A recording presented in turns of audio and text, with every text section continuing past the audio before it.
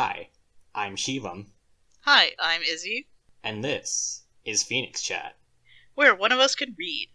Which one? You find out.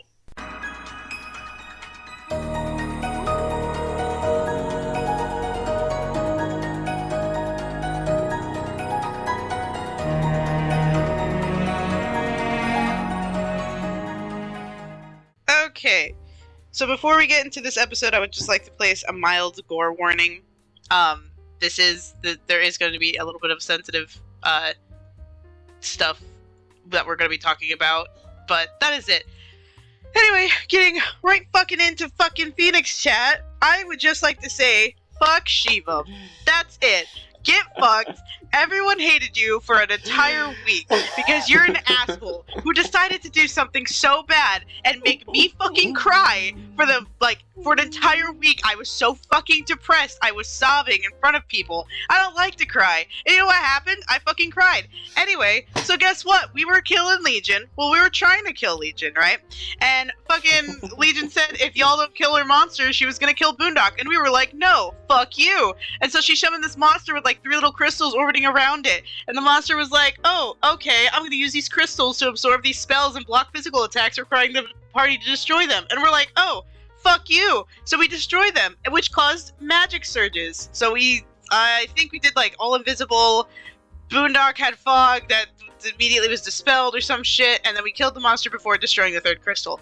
But Legion said during this fight that they might be able to actually destroy the Black Flame Beast, and all of us are like, what the fuck is that?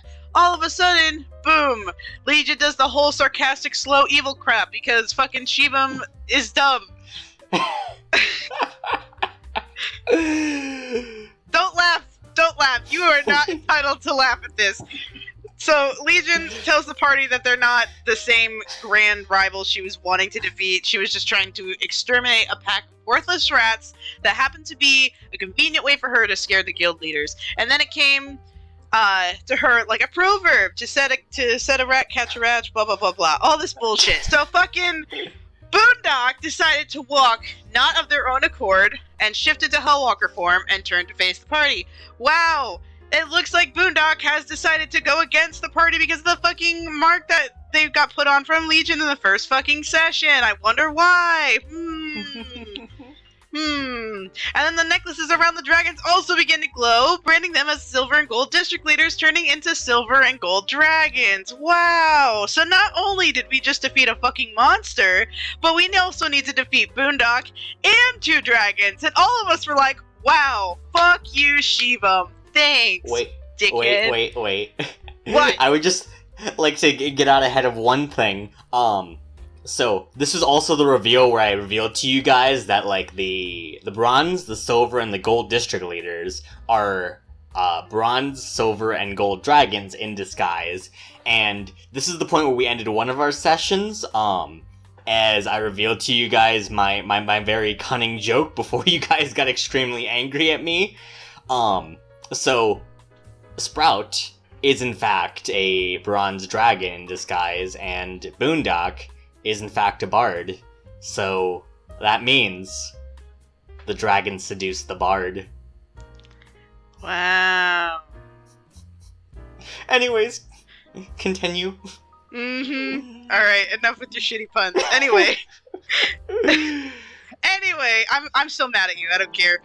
That was good, but I'm still mad at you. Anyway, so Legion commands the dragons to fly up and crash to the ceiling and telling them to burn solely onto the ground. So I'm like, okay, guess we're not gonna fucking fight these dragons. That's cool, whatever. I guess we just have to fucking fight Boondock. And we're all like, no.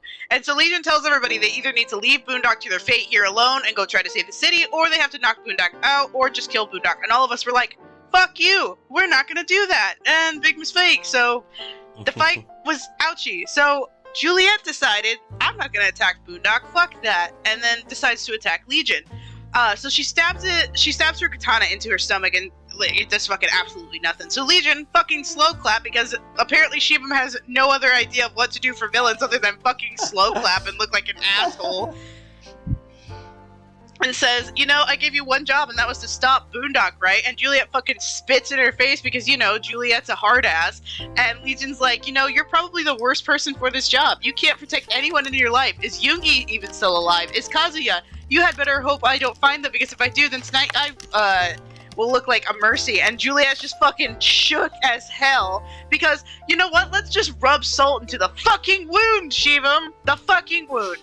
Anyway, so everyone starts trying to lay into Boondock. Boondock points a thumb at Essen and hits them with a fucking hellish rebuke, doing almost fucking max damage because, fuck us. Nobody wants to live. It's fine. Then, Also want to get ahead of something else. Yes. So, Boondock's player did in fact play this Boss Dock version of Boondock. I gave them basically just a new character sheet and with just a little bit extra health and stuff like that, and we'll explain that a little bit more in part 2. But yeah, no, with this Hellish Rebuke, they almost did max damage, and that was just basically a precursor of everything to come. Yeah. Because, fuck everything that happened in this goddamn session. Just everything. Anyway, back to my rant. So it does almost fucking max damage. Boondock then plays a Dark Tune at Morgan, hitting them with enemies abound, and it causes them not to recognize who was fiend and who was friend and who was foe. And so, fucking everything went to shit from here. Morgan accidentally shoots Hops, and all of us were like, oh fuck. And we're trying to break Boondock's concentration, but Boondock fucking rolls high.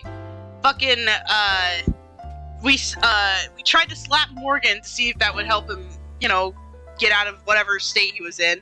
Hop slaps him 2 times, critting on 1 and doing a 4th of Morgan's health. And we were all like, oh my fucking god, Morgan doesn't make a single save. Hops uses a stunning strike on Morgan, and finally it succeeds. Doesn't technically knock Morgan out, but she was, nice enough because we were all fucking dying.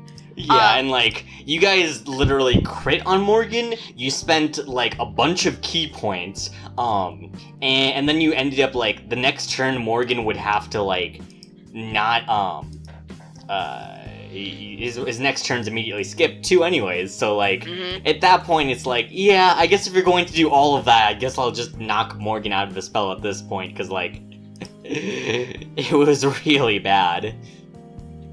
My gosh. Anyway, so, once Morgan finally was, not underneath all that spell and shit, Legion starts taunting Boondock. Oh, are you angry not being in control of your decisions like this? Having your friends turned against you? And Boondock's fucking pissed, but, could Boondock talk through this? I couldn't remember.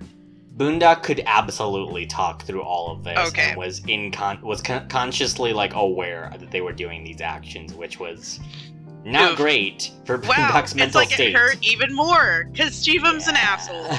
Yeah. Anyway, so Legion quietly says, I hated this too, and Hops decides to question why she's doing it still, and Legion doesn't respond. So Boondock fucking cracks Juliet over the head with the guntar, and Juliet just knocks out from fucking 2 strikes because she's squishy. Asks if there's and also anything... forgot Uncanny Dodge. Okay, well fuck off, alright? All of us were panicking.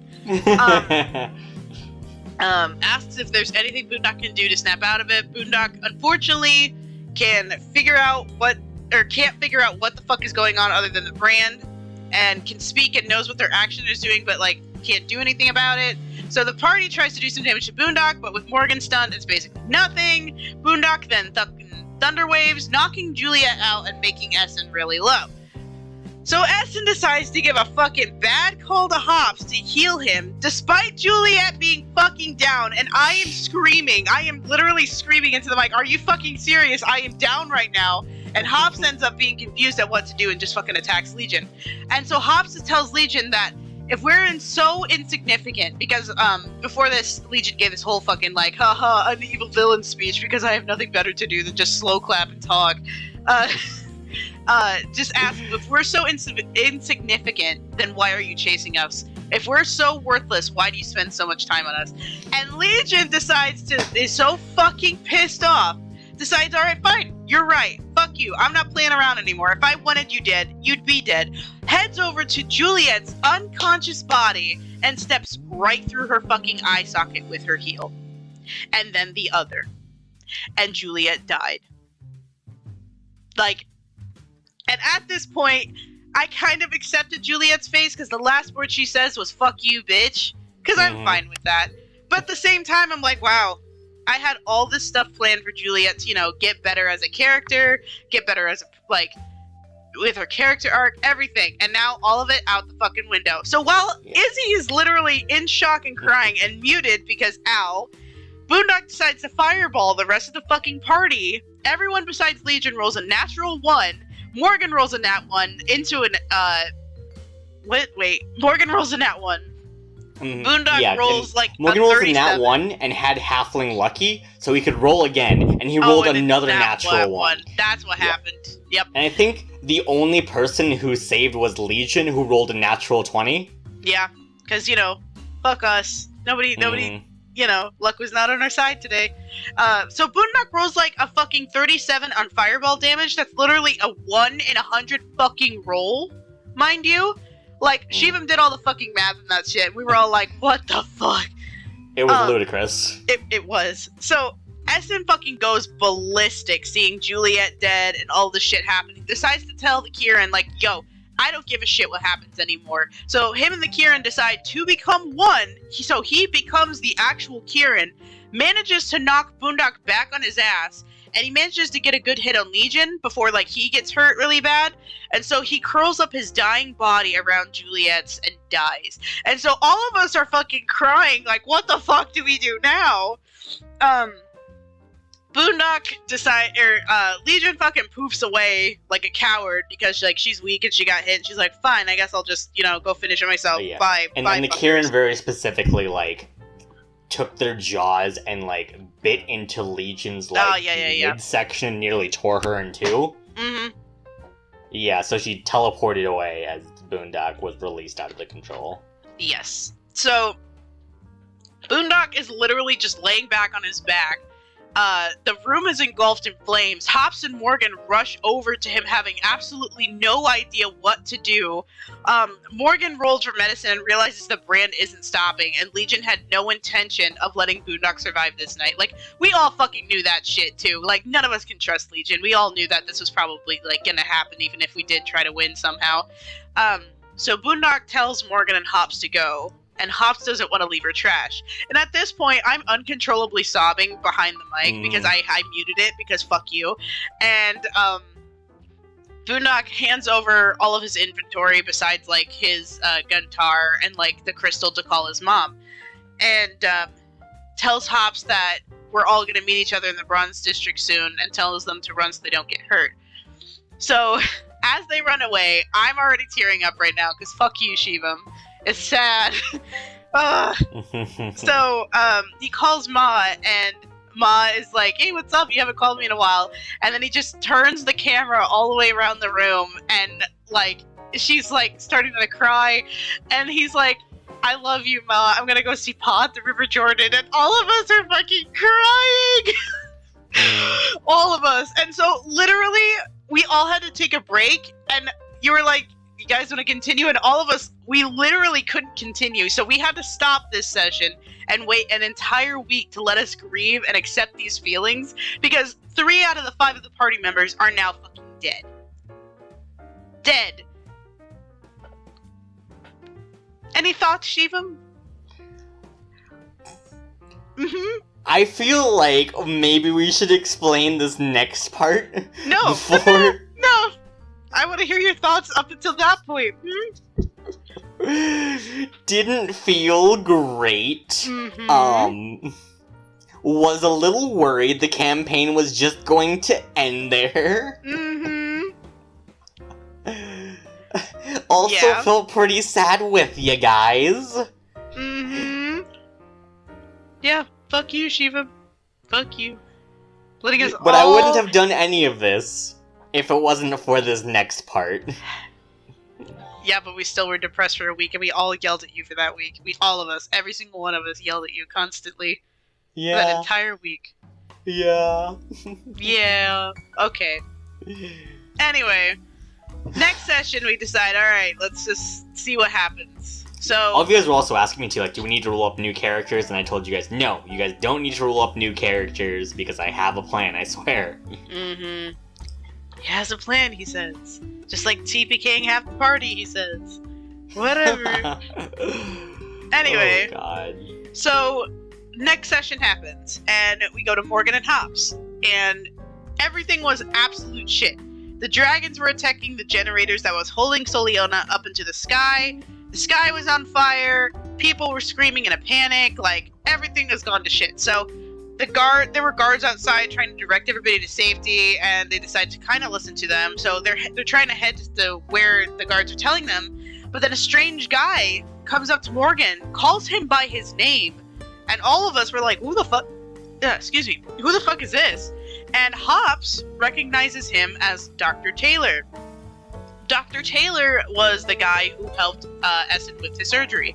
And basically is like, come with me if you want to live and save your friends. And all of us were like, what the fuck?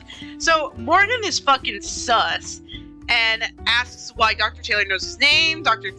Says it's not important right now and takes him to his office, trying to, like, hide from the dragons, like, flying overhead and, like, you know, heading through.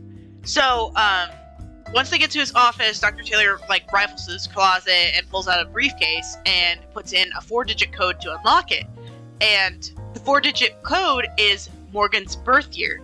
And all of us were like, wait a fucking second, what the fuck does that mean? Morgan's birth year?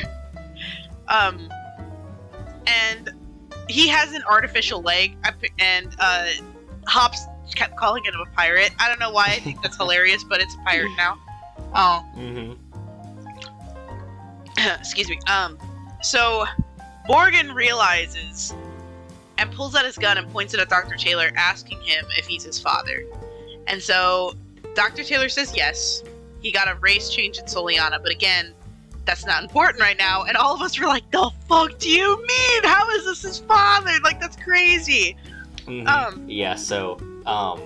Race change in Soliana. So currently Dr. Taylor is a gnome, not a halfling like Morgan's father used to be.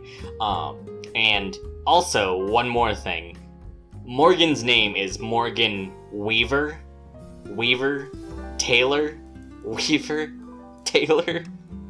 Everyone was a little bit angry at me for that one. We're all angry at you for everything else, not that. We're just angry at you in general, Shivam. But, like, yes, this was also like, oh, wow, so clever. God. So, Dr. Taylor pulls out a strange device that looks like fucking green goo with something translucent floating inside of it. So basically it's like a battery, and it has an insane amount of power that can send someone back in time. And all of us are like, oh shit, you're about to do fucking time paradox shit, like all this other stuff. And we're like, what? And so he starts attaching it to Morgan and explains, like, there are some serious side effects if this doesn't work. And he meant, like, his artificial leg, like insinuating that he's done something like this before. And he's like, are you sure you want to do this? And Morgan is like, yeah, I have to do this. Like, I don't really have a choice because I want to save my friends. I don't want anybody to get hurt. Like, I gotta save them. And Hops decides, like, are you gonna take me too? And fucking decides to bring up the question, like, oh, is there, like, different time universes, time paradoxes, that kind of thing. And so basically he has to, like, not take Hops and travels back in time. Yeah, no, there was an extremely depressing moment in that past, though, where, like, yeah. Hops was like, well, I don't want you to also leave me, too. I've just had everything else taken away from me. I don't want you to leave, too, Morgan. As I kind of explained, bad. Just, like, you know, when you go back into the past, it's going to rewrite the future, too. So this version of Hops isn't going to exist anymore, as it were. And so Morgan decides to properly go for it, and he gets launched back in time, just seeing, like, all of these memories and all the things that happened during this arc played out in front of him before he gets launched into his body at the morning of the day, as the rest of you guys who were currently just, like, eating breakfast suddenly just see Morgan launched back from his chair, as he just slams up back up against the wall, and all of you guys like try to like check him out to see like, oh, is he okay? Like, what the hell's happening with him? I didn't do that. I just ate. Except for Juliet, whose breakfast was more important. She was hungover, probably. But you know, I think Boondock like came over, and as Boondock walked over, Morgan kind of lifted up their head, and all Boondock could see that one of Morgan's eyes was basically just like shut, and the other eye was a silver color. So basically, I described to Morgan that Morgan now has the ability to see into the ethereal plane. With like the eye has been like permanently closed. But currently in one eye they are technically blind. But they kind of look around, panicked at everyone, and just like immediately start sobbing. And then all of us were like, "What the fuck is wrong with you? Why are you crying?" Yeah. And I think Boondock was the first person to try and like, okay, let's get you up off the ground. And as Boondock scoops up Morgan, they suddenly see a vision, and Boondock sees a vision of everything that happened up until their death. As Boondock just immediately just like lets go of Morgan as they like both drop to the ground, just like with splitting headaches. And as Boondock's just kind of like, what the hell did I just see? As Morgan also like tries to, or I believe Essen also tries to comfort Morgan, and also sees that exact same vision. As Essen is also scared and confused. Yeah, because Essen came over and hugged Juliet and Hobbs, and they're like, "What the fuck is going on?" And so Juliet and Hobbs decided to chase Morgan around to see if we could touch him and see what happened. Yeah, Juliet, you manages to very easily because Morgan lets you and you see everything.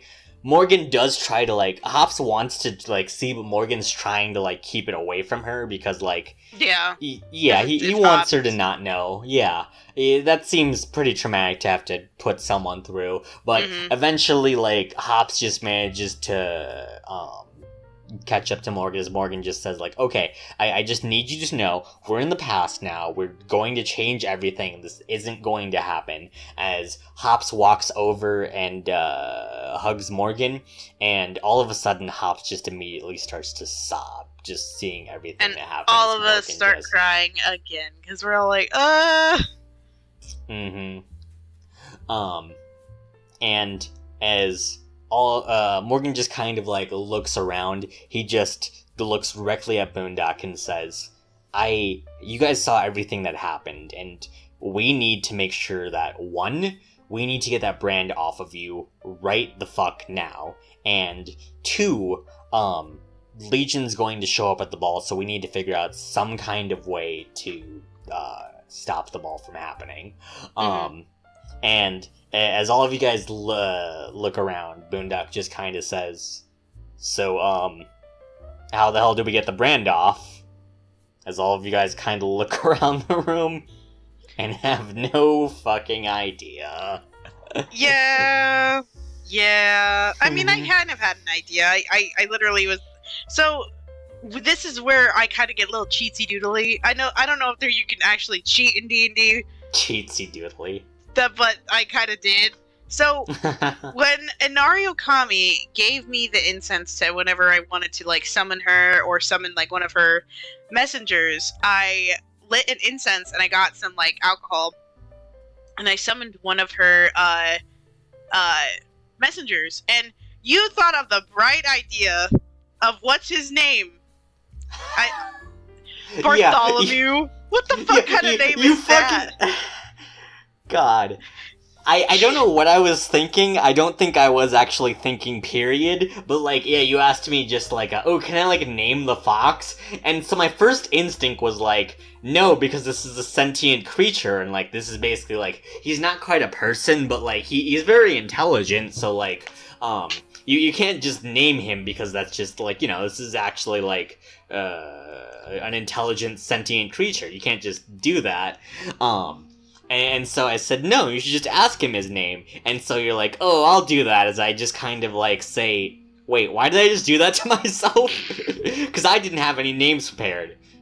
So I start panicking as you're like, okay, I'm going to summon the fox, and eventually you do hear, as you look out the window, you just suddenly see, like, a fox just, like, tippy-tapping at the window with its little paws. As you pop open the window and you scoop him up like a cat, as you just hold him and say, hey, what's your name, buddy? As I say, fucking Bartholomew. And all of you guys just look at me like, fucking Bartholomew? That's the fucking name you come up with? A fucking kitsune messenger, a celestial being, and you name him fucking Bartholomew, and you came up with the bright idea like, yeah, Nario Kami's kind of mean when it comes to names, and I was like, nah, I'm gonna rename you. She said it as a prank. She did it as a prank.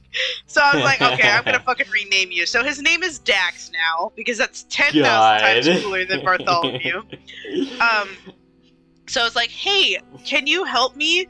And he's like, yeah, what do you need? So I basically scoop him up and I walk him over to Boondock. I'm like, hey, show him your mark. And he's like, okay. He's like, ooh, that looks gross. Yeah, let me get a sniff. And Dax starts sniffing and just kind of like pulls his head back like, ah, gross, holy shit, dude, what the fuck? Yeah.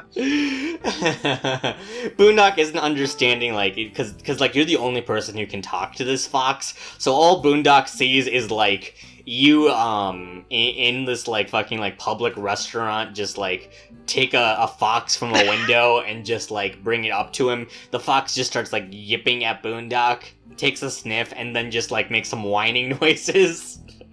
And Boondock's like, what the fuck? Yeah.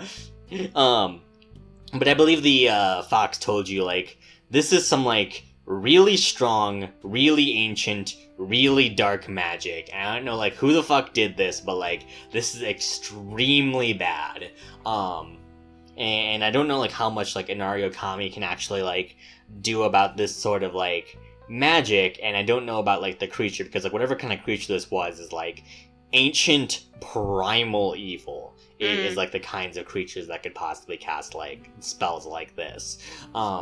As I believe your first plan was you decided as Juliet to ask like, well, what if we like summon that thing and like try to ask it some questions or maybe like bargain with it or something like that? As Dax is like, holy shit, no, that's the worst idea. Whatever these kinds of creatures want, like, if you can strike a bargain with it, anything these creatures want is something that you would not want. All these creatures want is, like, misery and suffering in the world, so you're not going to be able to, like, reason with it in any kind of, like, good terms. It's going to end badly if you decide to do that. As you just kept, like, saying, like, okay, yeah, sure, but, like, can you tell me how to do it at least? As, like, Dax is like, absolutely the fuck not, no. Yeah.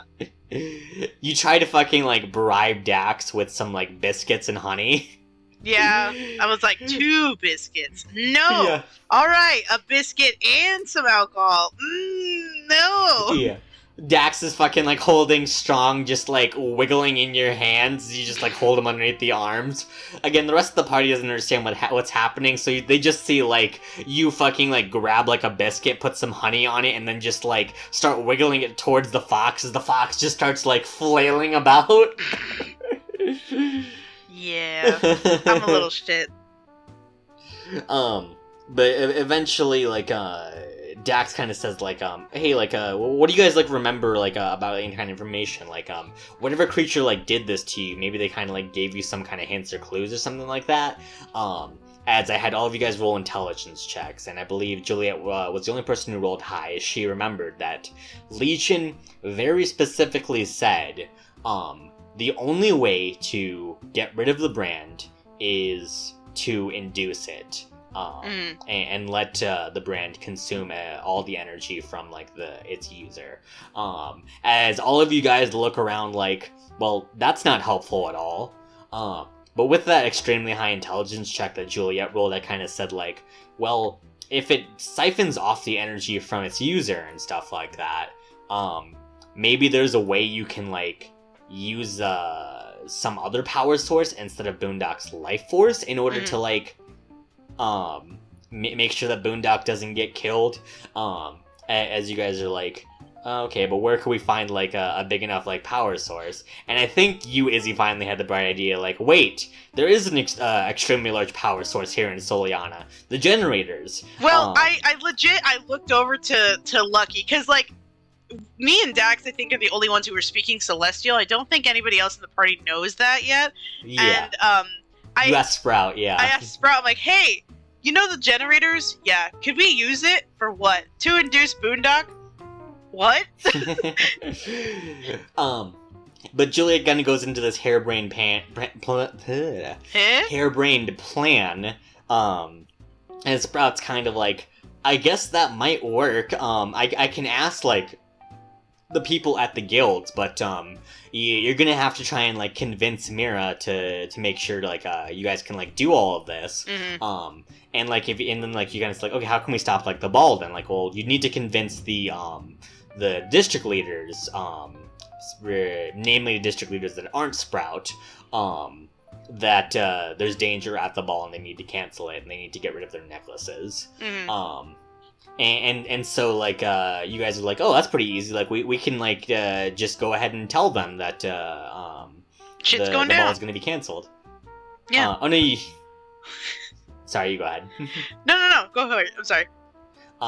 Yeah, and so, like, and then Sprout kind of says, like, I mean, I don't mean to be a downer here, but technically speaking, you guys have no proof but, like, word of mouth.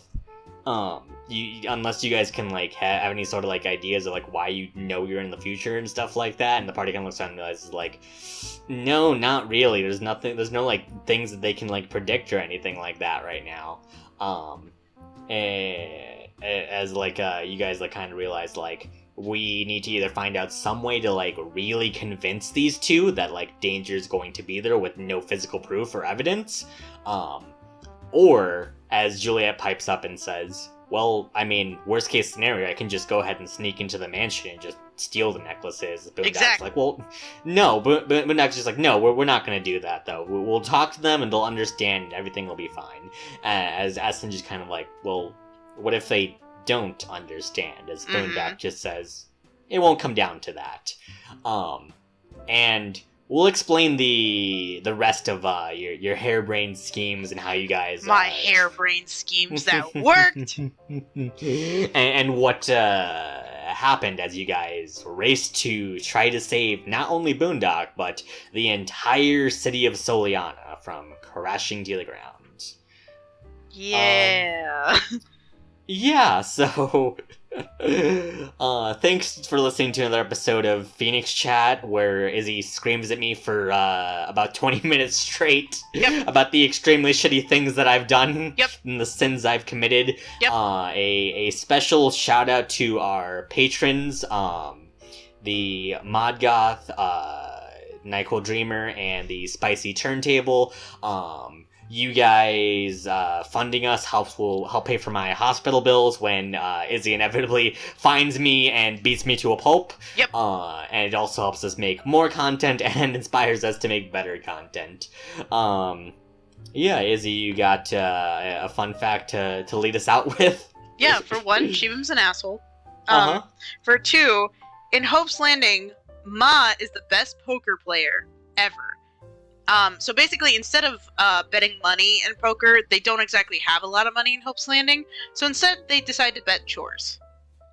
PhoenixChat, where Izzy screams at Shivam for 20 minutes straight and sends him to the hospital. Okay. Yeah. Yeah.